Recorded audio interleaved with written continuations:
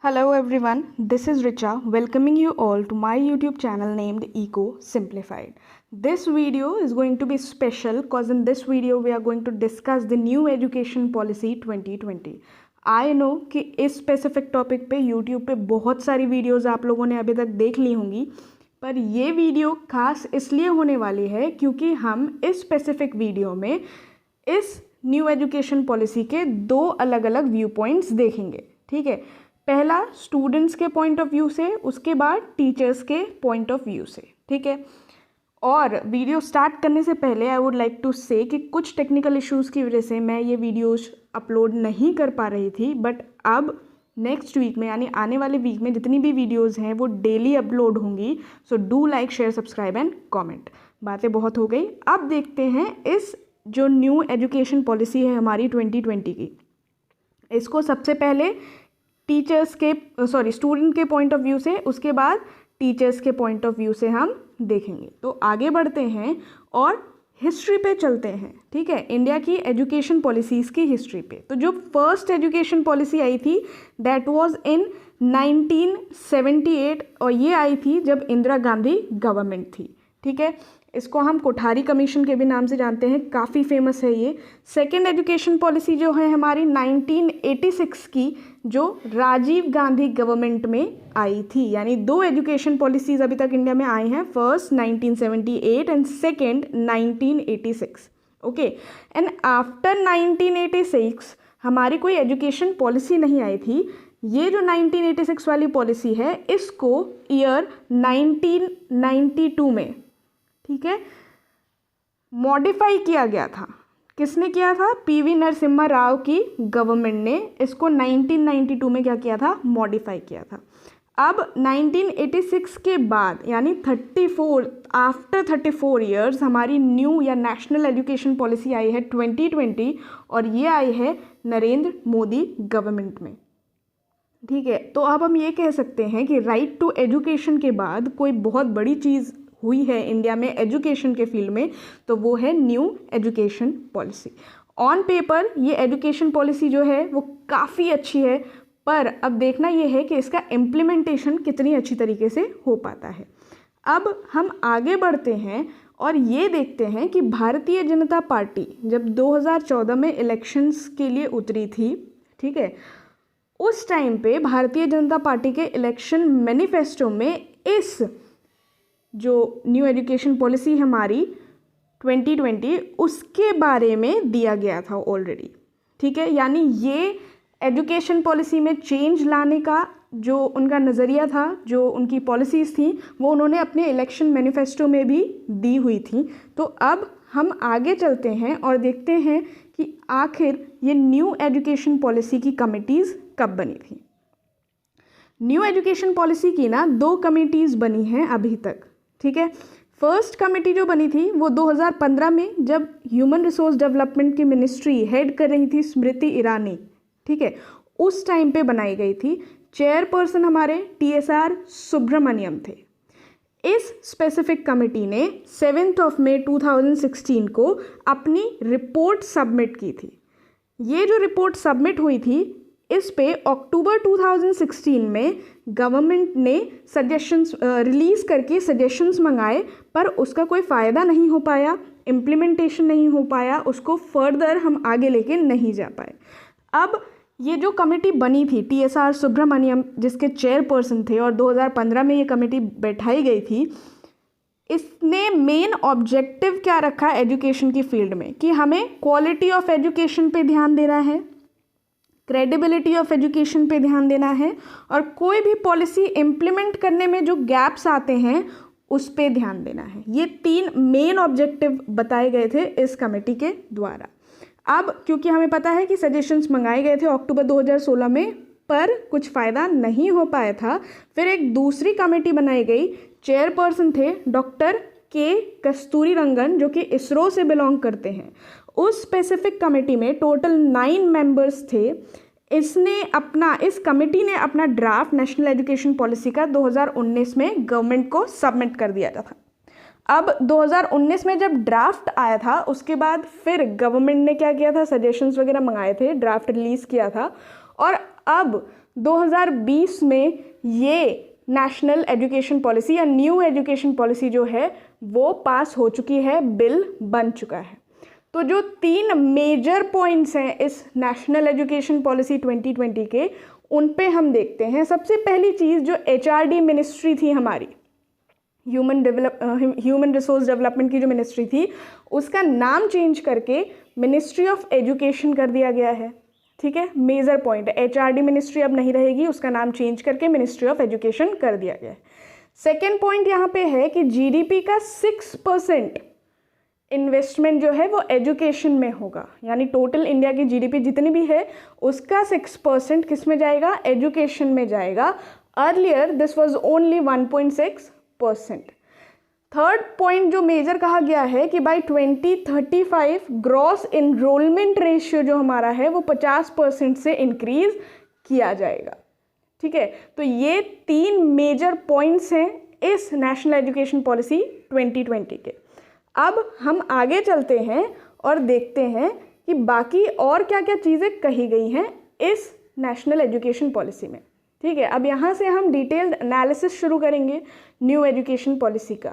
जो existing education policy है हमारा, या एजुकेशन का जो स्ट्रक्चर है, उसको कम्प्लीटली चेंज करके एक नया स्ट्रक्चर बना दिया गया है। एग्जिस्टिंग स्ट्रक्चर जो हमारा है वो 10+2 का स्ट्रक्चर है।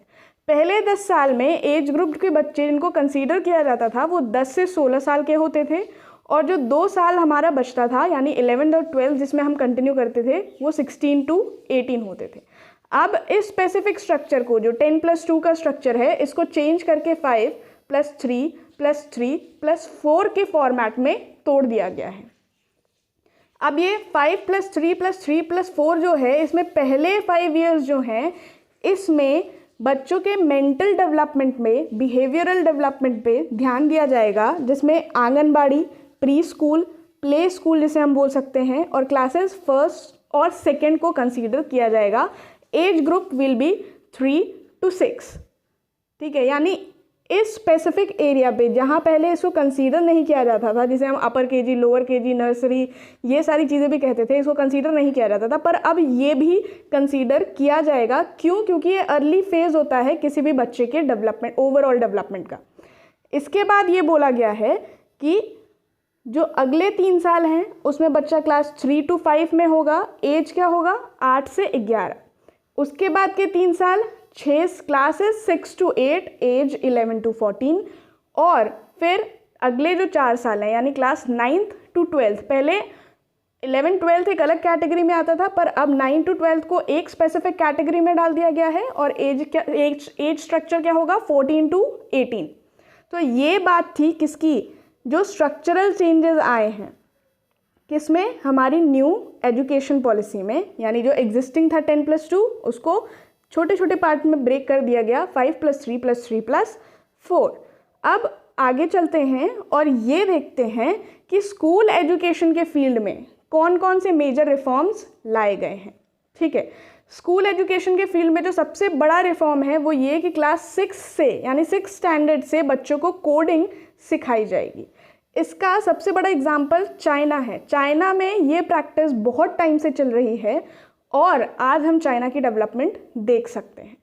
इसके बाद जो मेन बात कही गई है वो ये कि 5th ग्रेड तक, टिल 5th ग्रेड यानी 5th ग्रेड तक बच्चों का मीडियम ऑफ इंस्ट्रक्शन जो है वो क्या रखा जाएगा, मदर टंग रखा जाएगा। मीडियम ऑफ इंस्ट्रक्शन को मदर टंग रखने का मेन मोटिव क्या हो सकता है, मेन मोटिव ये है कि मदर टंग में बच्चे बचपन से ही बात करते हैं और टिल 5 वो मदर टंग में कम्युनिकेट कर पाते हैं, चीज़ों को समझ पाते हैं। तो उस स्पेसिफिक टाइम ड्यूरेशन में अगर टीचर और बच्चे के बीच में कम्युनिकेशन का बैरियर आता है, ठीक है, कम्युनिकेशन बैरियर आता है, टीचर इंग्लिश में बोल रहा है, बच्चे को इंग्लिश आती नहीं है, तो वो चीज़ों को जल्दी अडॉप्ट नहीं कर पाएगा, ग्रैप नहीं कर पाएगा, ग्रैस्पिंग पावर उसकी कम हो जाएगी। तो यहाँ पे क्या बोला गया है, टिल 5th ग्रेड कोई भी रिस्ट्रिक्शंस नहीं होंगे, मीडियम ऑफ इंस्ट्रक्शन क्या होगा, मदर टंग, क्योंकि इस अपनी मदर टंग में सीखने में बच्चा चीज़ों को जल्दी ग्रैब कर पाएगा। ठीक है। इसके अलावा लैंग्वेज में देखें तो लैंग्वेज में क्या हुआ है, संस्कृत और बाकी जो अदर लैंग्वेजेस हैं उनको ऑफर किया जाएगा बच्चों को as an option school level पे भी और हायर एजुकेशन लेवल पे भी, ठीक है। तो बच्चे चाहें तो इन स्पेसिफिक सब्जेक्ट्स को ईजिली पढ़ सकते हैं। अभी क्या था, 8th के बाद या हाँ अप्रॉक्सीमेटली 8th के बाद आपको संस्कृत नहीं मिलती थी, पर अब आप हायर एजुकेशन लेवल पे भी इसको ले सकते हैं। नेक्स्ट यहाँ पे आपका दिया गया है no rigid separation between streams. Streams से बोलें तो 10th के बाद जब बच्चों को डिसाइड करना होता था कि उन्हें साइंस लेना है, कॉमर्स लेना है या आर्ट्स लेना है, तो इस स्पेसिफिक फील्ड में साइंस को सबसे ऊपर, उसके बाद कॉमर्स, उसके बाद आर्ट्स को रखा जाता था, ठीक है। लेकिन अब ऐसा कोई रिजिड सेपरेशन नहीं होगा, बच्चा अपनी पसंद के हिसाब से अपने सब्जेक्ट्स के कॉम्बिनेशन बना के चीज़ें पढ़ सकता है, कोई रिजिड सेपरेशन नहीं होगा।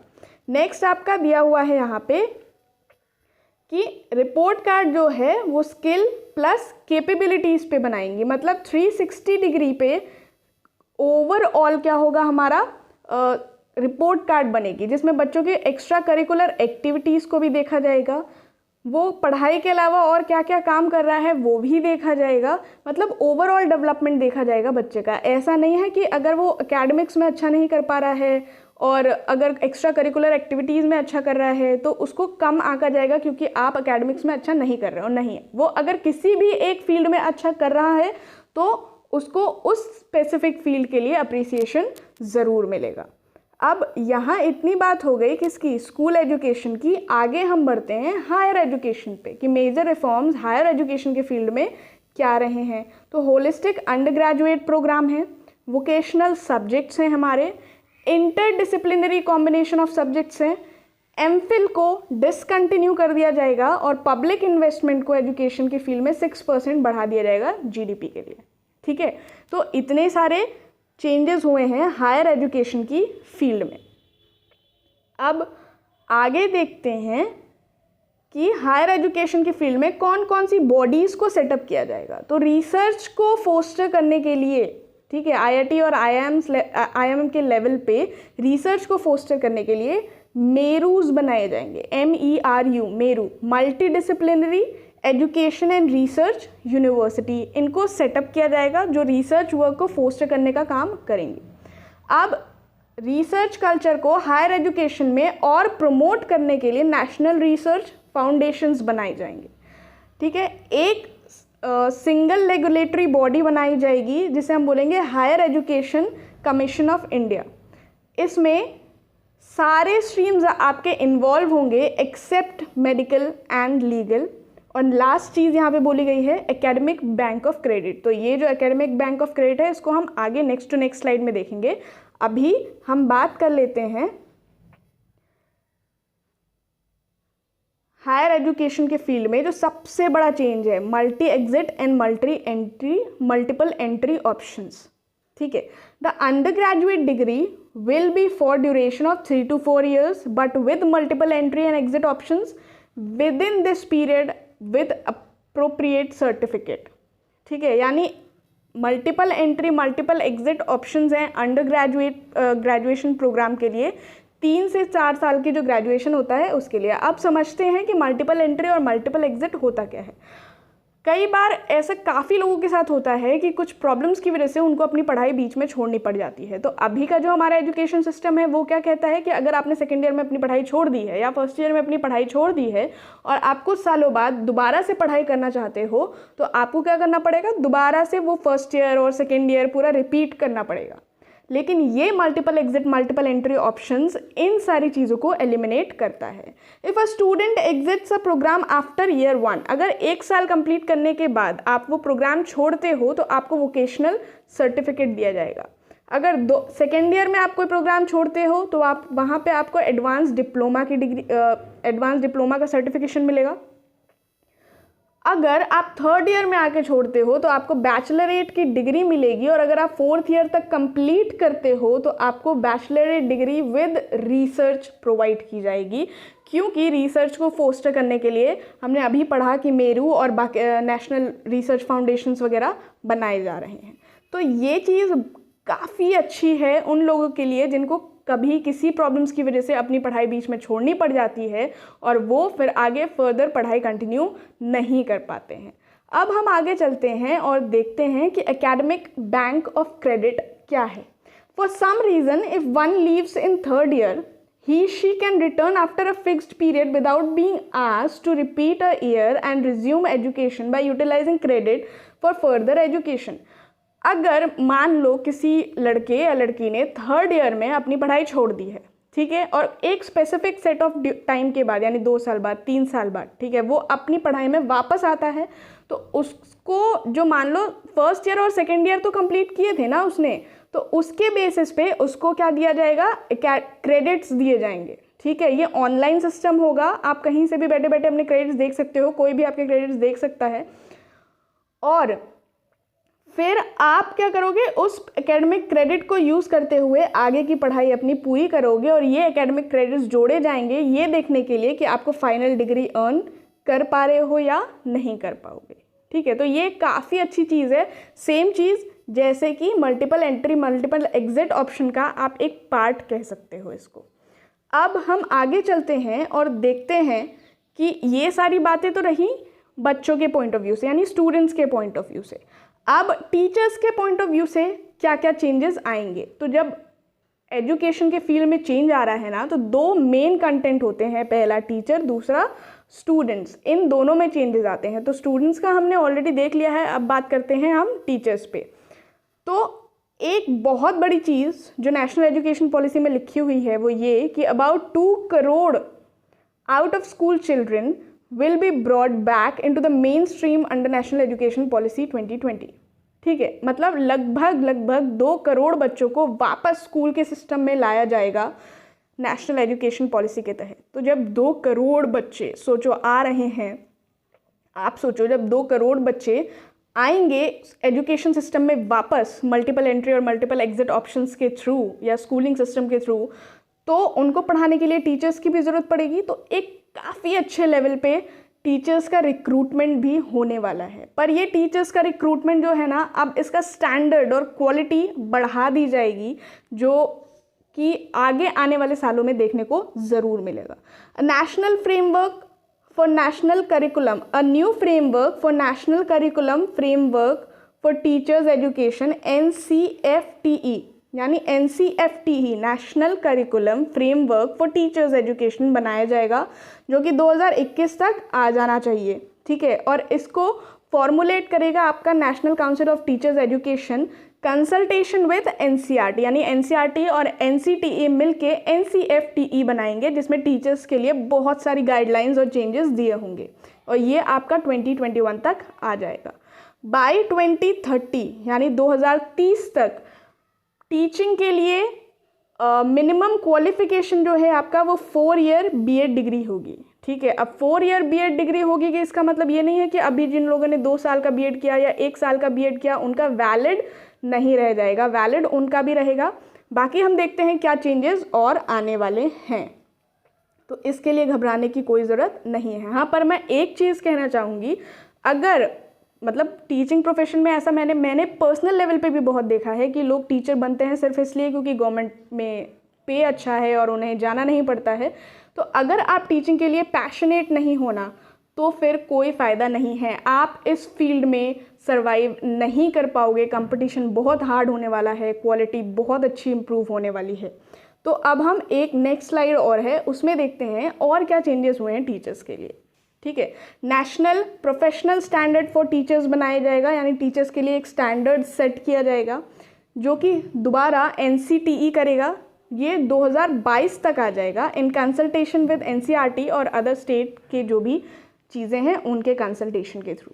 ठीक है, यानी अच्छा खासा इम्प्रूवमेंट होने वाला है टीचर की ट्रेनिंग में भी, टीचर्स एजुकेशन में भी और स्टूडेंट एजुकेशन में भी। सेकंड और लास्ट जो पॉइंट है यहाँ पे वो ये कि कंटिन्यूअस प्रोफेशनल डेवलपमेंट CDP कराया जाएगा, यानी 50 घंटे की ट्रेनिंग प्रोवाइड की जाएगी हर लेवल पे टीचर्स के लिए भी और हायर एजुकेशन में जो प्रिंसिपल्स होते हैं आपके, मतलब टीचिंग की फील्ड में एजुकेशन के फील्ड में जितने भी लोग हैं जो अपनी सर्विसेज प्रोवाइड कर रहे हैं उनके लिए ये सारी चीज़ें कराई जाएंगी। ये प्रिंसिपल्स के लिए भी है, ये टीचर्स के लिए भी है, ये अदर स्टाफ्स के लिए भी है, सबके लिए है।